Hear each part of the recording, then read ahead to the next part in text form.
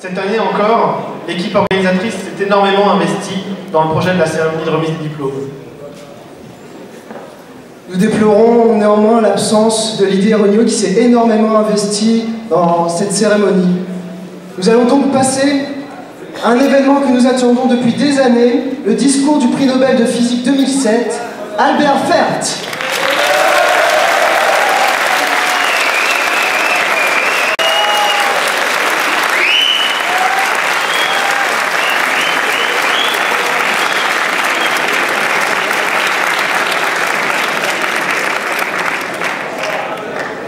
Bonsoir.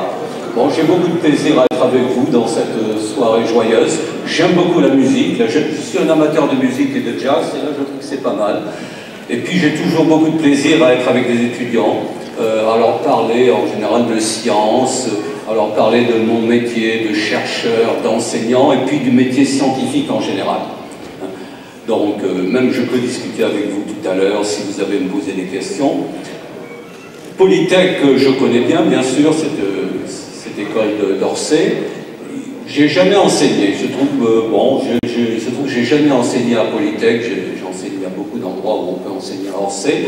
Mais je connais bien parce que plusieurs de mes collaborateurs y ont enseigné ou y enseignent encore. Et je connais encore mieux depuis 2 ans parce que des doctorants qui préparent des thèses dans mon équipe viennent de Polytech. Je ne sais pas si vous les connaissez sans doute, c'est Julie Alib et Clément Barrault. Ils sont sortis il y a 2 ans, certains d'entre vous doivent les connaître. Et au fond, de les voir travailler, c'est-à-dire de voir comment le nombre de choses qu'ils connaissent, leur initiative, leur motivation pour la recherche, me confirme dans la qualité, m'ont confirmé dans ce que je pensais de la qualité de la formation à Polytech.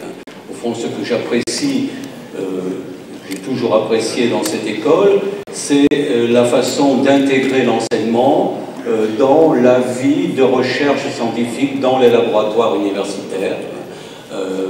Ce qui me semble une qualité évidente, c'est qu'un enseignant-chercheur, même s'il enseigne des matières très techniques, il ne les enseigne pas de la même façon. C'est-à-dire qu'il ne les enseigne pas avec des connaissances figées qu'il a appris 10 ans, 20 ans avant, mais il est lui-même, à cause de son métier de chercheur, en avance sur son temps, sur l'évolution des technologies. Donc je crois que c'est une qualité essentielle d'avoir cette intégration dans la vie universitaire et dans la vie de recherche universitaire.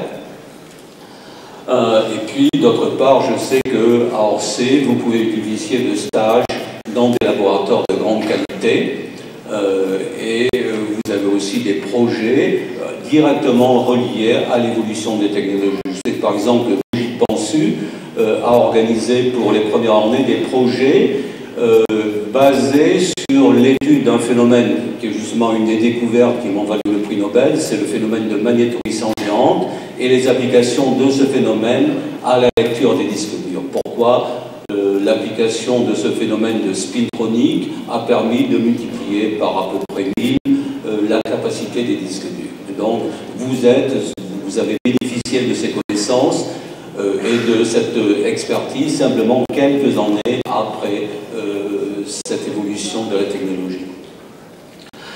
Voilà. Donc, j'ai vu dans le programme qu'on me réserve 10-15 minutes, alors donc il faut encore que je continue à parler quelques minutes. Qu'est-ce que je pourrais vous raconter? Je vous raconterai des choses sérieuses, mais je suis impressionné par cet opéra Massy.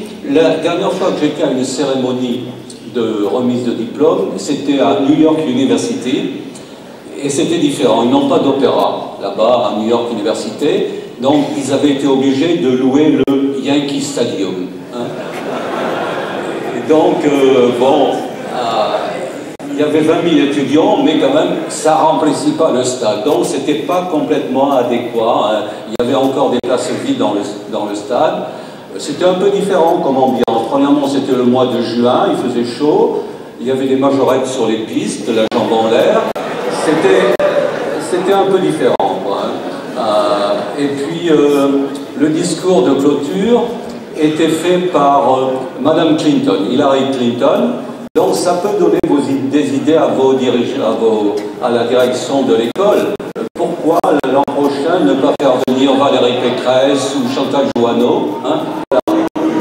Je suis là pour amener des... Bon, je fais allusion non pas au caractère politique, mais plutôt à l'esthétique de ces ministres. Voilà. Donc, bon, passons aux choses sérieuses, sinon on ne me réinvitera pas à ce genre de cérémonie. Voilà. Donc, passons aux choses sérieuses. Au fond, j'ai encore quelques minutes de parole, et je vais revenir sur au fond, ma recherche personnelle et mon parcours personnel, et d'en tirer un certain nombre de conclusions. Mon parcours personnel, depuis mes recherches purement fondamentales au début de ma carrière dans le laboratoire de physique des solides de l'université, jusqu'à maintenant, des recherches qui sont à la fois fondamentales et appliquées dans un laboratoire mixte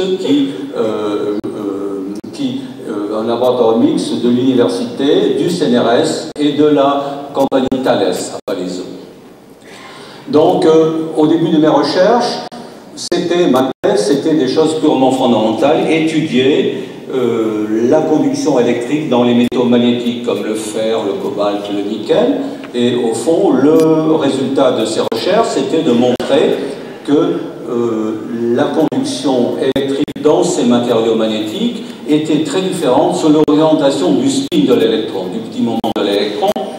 Bon, ce que moi, au début de ma thèse, je n'étais pas très confiant. Je croyais que tout avait été trouvé par des scientifiques prestigieux. Et puis j'ai découvert, et vous découvrez ça pendant votre début de carrière, thèse ou carrière dans l'industrie, que finalement, il y a encore beaucoup de choses à trouver et à explorer. Au fond, c'est ce que j'ai découvert pendant ma thèse, c'est que l'espace était large pour découvrir des choses nouvelles, trouver des dispositifs nouveaux. Et au fond, j'étais quand même content, j'avais l'impression d'avoir ouvert quelques petites portes, hein, d'avoir trouvé l'influence du spin sur la conduction électrique, ça permettait certaines perspectives nouvelles. En particulier, j'avais même dans l'esprit un certain concept qui était le concept de la magnétoïsance géante. Hein. Mais à cette époque-là, au fond, pour concrétiser ce concept, il aurait fallu fabriquer des couches métalliques très minces, quelques couches atomiques, et ça, ce n'était pas possible. Donc, je voyais que ça a ouvert une porte, mais cette porte n'allait pas très loin. Mais il y a beaucoup de surprises dans l'évolution des sciences. Au fond, quelques années plus tard, l'industrie microélectronique s'est développée et a développé des technologies qui permettaient justement de fabriquer des multicouches avec des couches ultra minces. Rapidement, cela m'a amené à la découverte de ce phénomène de magnétoïsance géante et rapidement aux applications de ce phénomène. Au fond, vous savez que le phénomène de magnétoïsance géante, découvert en 88, à peu près simultanément qu'en Allemagne par le physicien Peter Grunberg, est aujourd'hui utilisé en particulier dans la lecture des disques durs. Il a permis de multiplier, de détecter pour lire l'information magnétique du disque dur, de le lire plus finement et de réduire la dimension des bits et de multiplier par 3 ordres de grandeur la capacité des disques. Et donc, bon, j'ai vu que la petite porte que j'avais ouverte, finalement, avait permis d'ouvrir d'autres portes, et puis ça ouvre encore d'autres portes, puisque ça donnait le coup d'envoi d'un domaine de la physique et de l'électronique qui s'appelle la spintronique. Une électronique qui exploite aussi le spin de l'électron, et ce domaine actuellement se développe beaucoup.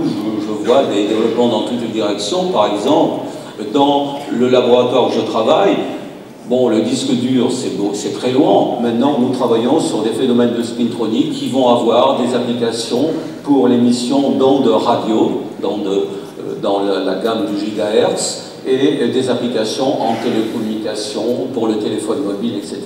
Donc, c'est des choses c'est une des directions actuelles, mais il y a d'autres directions. On travaille aussi sur le graphène, sur les nanotubes de carbone, tout un tas de matériaux que l'on voudrait être prêts pour prendre la relève de l'électronique au silicium. Vous savez que l'électronique au silicium atteindra ses limites dans 10 ans. Donc voilà, nous développons à la fois des projets très finalisés et des projets de recherche très fondamentaux pour l'électronique du futur. Alors, la conclusion que je voudrais en tirer, c'est que finalement, soyez confiants, il y a beaucoup de choses à faire. Ils font beaucoup de découvertes à faire encore, beaucoup de dispositifs, de technologies nouvelles à développer. C'est quelque chose que vous découvrirez. Moi, je n'avais pas cette confiance au départ, et je l'ai découvert en travaillant, en faisant ma thèse et ensuite en développant mes activités de recherche. Et je suis sûr que vous découvrirez la même chose. Vous découvrirez que le métier scientifique, que ce soit en recherche, que ce soit en ingénierie, peut révéler beaucoup de très bonnes surprises et que c'est un métier qui vous passionnera. Donc je vous souhaite une très bonne chance dans votre carrière et je vous remercie pour votre attention.